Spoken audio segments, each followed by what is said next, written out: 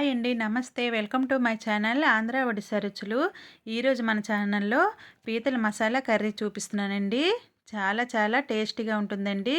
ఈ ఈ క కర్రీ అయితే గ్రేవీతో మనకి చాలా బాగుంటుంది. ఎలా చేయాలో ఇప్పుడు చూద్దాం రండి. ఫస్ట్ అయితే పీతల్ని ఇలా వేడి నీళ్ళల్లో నేను వేసుకుంటున్నానండి. వేడి నీళ్ళల్లో వేసుకుంటే మనకి క్లీన్ చేయడానికి ఈజీగా ఉంటుంది. కొంతమంది అయితే మామూలుగా వేడి నీళ్ళు వేయకుండానే చేస్తారు. నేనైతే అలా చేయలేనండి. ఇలా వేడి నీళ్ళు వేసుకొని వేడి నీళ్ళు తీసేసి ఇలా మనం చేసుకుంటే చక్కగా నీట్గా వచ్చేస్తాయండి. చూసారు కదా, నేను చూపించే విధంగా ఇలా మనం ఈ పీతలను అయితే అన్నీ క్లీన్ చేసుకోవాలండి. మా సైడ్ అయితే ఈ పీతలు చాలా చాలా టేస్ట్గా ఉంటాయండి. ఇటు సైడ్ అయితే మాకు బల్లుగా నుంచి అయితే మాకు పీతలు అనేవి వస్తాయండి. చాలా లోపలైతే ఎక్కువగా గుజురుండి మనకి టేస్ట్గా ఉంటుందండి. ఆ గుడ్డు అయితే చాలా బాగుంటుంది. ఇంకా పెద్ద సైజులో కూడా ఉంటాయి, కానీ మేమైతే ఈరోజు కొద్దిగా చిన్న సైజు తెచ్చుకున్నాం. ఇప్పుడు మసాలా ప్రిపేర్ చేసుకుందాం. ధనియాలు, జీలకర్ర, అనాస పువ్వు, యాలకులు, లవంగం ఇవైతే కొంచెం కొంచెం వేసుకోవాలి. ఇందులో ఒక మీడియం సైజు ఉల్లిపాయలు అయితే ఒక మూడు ఉల్లిపాయలను అయితే వేసుకున్నాను.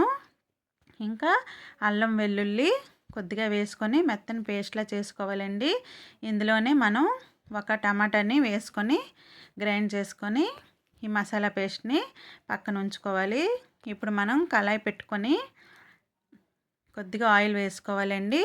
ఆయిల్ కొద్దిగా హీట్ అయ్యాక మనం క్లీన్ చేసి ఉంచుకున్నాం కదా ఈ పీతలను ఇందులో వేసేసుకోవాలి. ఇందులో కాస్త పసుపు వేసుకొని పీతల్ని చక్కగా మనం ఫ్రై చేసుకోవాలి. ఈ పీతల కర్రీ కొంతమంది ఫ్రై టైప్గా మసాలా దగ్గర పట్టినట్టు కొంతమంది వండుకుంటారండి.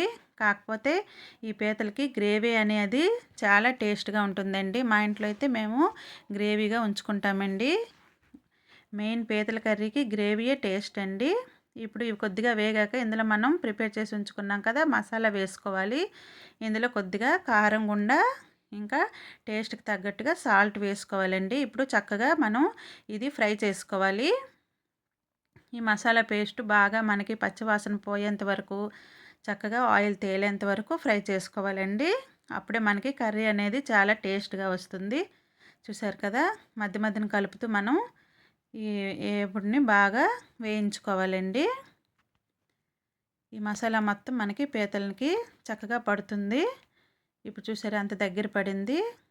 కొద్దిగా కలర్ కూడా మారుతుందన్నమాట. ఇప్పుడు మనం ఇందులో కాస్త వాటర్ పోసుకోవాలి. ఇలా చేసుకుంటేనే మనకి పీతల కర్రీ చాలా టేస్ట్గా ఉంటుందండి. మీరు ఒక్కసారి ట్రై చేసి చూడండి. ఇలా మీకే తెలుస్తుంది ఎంత టేస్ట్గా ఉంటుందో. ఒట్టి గ్రేవీతోనే అయితే మనకి అన్నం తినేయాలనిపిస్తుందండి, అంత టేస్ట్గా ఉంటుంది.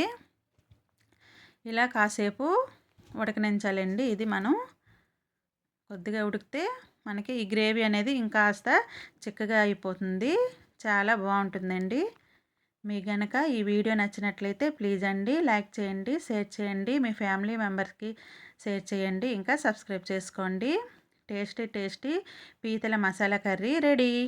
Thank you for watching.